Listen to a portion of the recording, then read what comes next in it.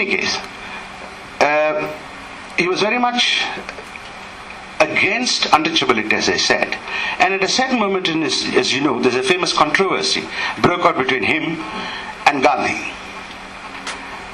Now Gandhi said, look, if one practices what one preaches, that was much more technical things like whether there should be reserved constituencies or not, whether there should be specific constituencies earmarked for the Dalits and so on, but in general about abolition of caste system. Gandhi said, the Varna system is fine, caste system is a degeneration, but if you preach the story that you're preaching, he said to Ambedkar, India will become very soon, will cease being a nation where each group is pitted against another group, where hostility between classes will grow, and you're going to commit a gigantic historical blunder if you try and separate out and segregate out groups the way you're doing. Well, if with this Gandhi's prophetic words in mind, if we look back at the history of post-independent India, I think Gandhi was 100% right. Because there's one thing that characterizes Indian society today, it is a fight between groups. Among the so-called scheduled castes themselves, there are a number of fights. Between the Halayas and the Madigas there is fight. Between this group and that group there is fight. Between them and the Kshatriyas there is fight. Between all of them and Brahmins there is a fight. So if anything, the social poison, social jealousy, social hatred is growing. And Gandhi was completely right that the policies of Ambedkar, if pursued consistently, would lead to disaster. Ambedkar, on the other hand, told Gandhi that he was an obscurantist because he was simply defending the caste system, though he called it the Varna system. And he said that with his defense of the Varna system, nothing but injustice will remain and continue. Injustice cannot be removed in society. And he said, in fact, India is not a nation today. Because a nation will come into existence, and there he shared Gandhi in some sense his ideas very deeply, namely when there is full equality, economic democracy, as he called it, amongst all people. Yet Gandhi, when he tried to provide an alternative, but both of them, it's interesting to note, do not believe in parliamentary democracy at all. Neither of the two believes in it. It's worthwhile asking the question, why two opponents so bitterly opposed to each other, especially Ambedkar, is so bitterly opposed to Gandhi? Why is it they were so deeply united with respect to what they considered as the futility of parliamentary democracy, which is merely a cloak? I'd like to make a suggestion that underlying this unity between them, apparent hostility of these people, is a fundamental intuition within the Indian society and culture. And I'd like to formulate the intuition in terms of a thought experiment. You see, all Western political thinking, including those in the Middle Ages, the last 2,000 years of Western political thinking, assumes the following. Namely, that it is a task of the state to intervene in civil society, or in society, I don't even want to use the word civil society. The state has to intervene in society and among groups of people and regulate the way they live.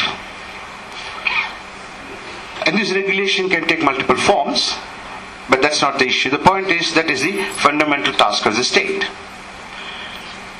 And of course, most of the time it does so through laws, through legislations, especially after the year 1100 in the whole of Western Europe. It does through legislation, before that through the order of the sovereign.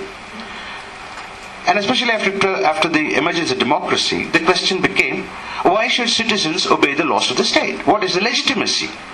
In other words, the question of legitimacy of obeying the laws of the state arises only, remember, if a society is such that internal regulation of society cannot take place cannot be undertaken by the society itself, but you need an external apparatus coming from the outside intervening in it.